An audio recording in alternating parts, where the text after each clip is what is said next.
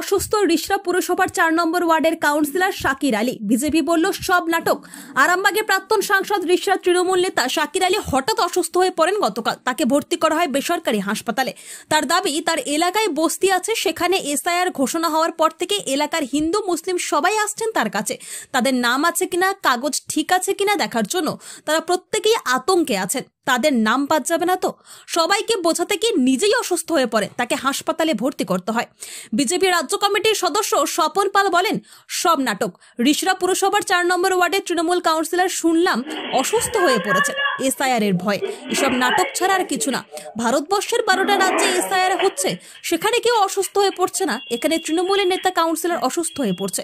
শাকির আলীর সঙ্গে রিষড়া পুরসভার চেয়ারম্যান, ভাইস চেয়ারম্যানের আদায় কাজ করা সম্পর্ক। তাই মানুষের দৃষ্টিটাকে ঘোরানোর জন্য কিছুটা প্রচারে আসার এইসব নাটক করছেন, কারণ তারা জানেন আগামী নির্বাচনে তারা হারবেন। হঠাৎ আপনার কাউন্সিলর রিষড়া পৌরসভার, আপনার হঠাৎ এই হওয়ার কারণ কি? দেখুন, এই ভর্তি হয়েছি 4টের সময়, তার 15 মিনিট আগেও আমার কাছে একটা মহিলা এসছে যে আমার এখানে থাকে না। মহিলাটা চলে গেছে জানি পাড়া।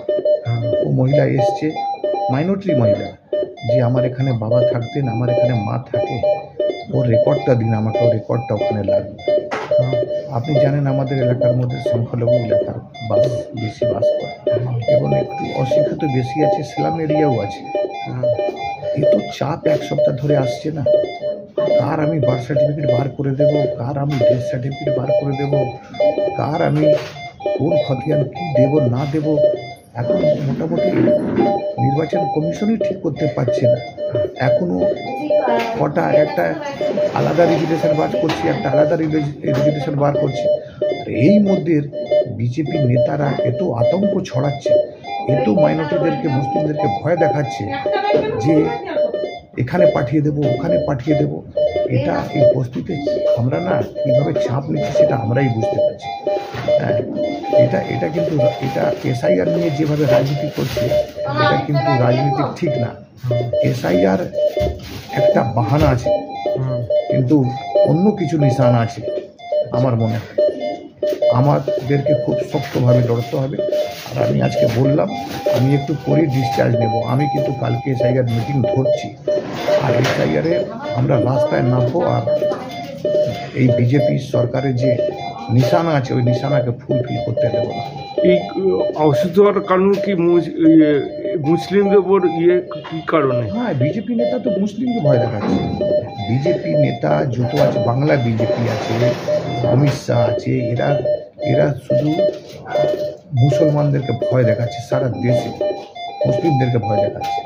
এসআইআর মাধ্যমে ভয় দেখাচ্ছে, এনআরসি করবে না এসআইআর করবে। কিন্তু আশ্চর্য কথা, বিহারে কত লোক, এই বিহারে ভোট হচ্ছে, কত বাংলা থেকে লোক শিফট করে গেছে। এটা এই তালিকা এখনও নির্বাচন কমিশন দেয়নি যে বাংলা থেকে কত ভোটার ভোট করছে এবারে বিহারে, আর কতজনকে এখান থেকে শিফট করেছে সে তালিকা কোথায় দিয়েছে। এটাই তো বস্তির মধ্যে আমি সবচেয়ে বড় ফেস করছি। সেই কারণে অসুস্থ। হ্যাঁ, অনেক বড় ফেস করছি আমরা। অনেক রকম নানা রকম সমস্যা আছে এই এসআইআর মধ্যে। একটা সমস্যা না, অনেক সমস্যা আছে। রিষড়া পৌরসভার তৃণমূল কংগ্রেসের 4 নম্বর ওয়ার্ডের কাউন্সিলর শাকির আলী শুনলাম নাকি অসুস্থ হয়ে পড়েছেন এসআইআরের ভয়ে। এটা একটা নাটক ছাড়া কিছু নয়। ভারতবর্ষের 12টা রাজ্যে এসআইআর হচ্ছে, সেখানে কোনো কেউ অসুস্থ হয়ে পড়ছে না, কিন্তু পশ্চিমবঙ্গেই তৃণমূল কংগ্রেসের নেতারা, কাউন্সিলররা অসুস্থ হয়ে পড়ছেন। শাকির আলীর সঙ্গে দলের বিস্তর দ্বন্দ্ব রয়েছে। রিষড়া পৌরসভার চেয়ারম্যান, ভাইস চেয়ারম্যান, অন্য যারা পদাধিকারী আছে তাদের সঙ্গে আদায় কাজ করা চলছে।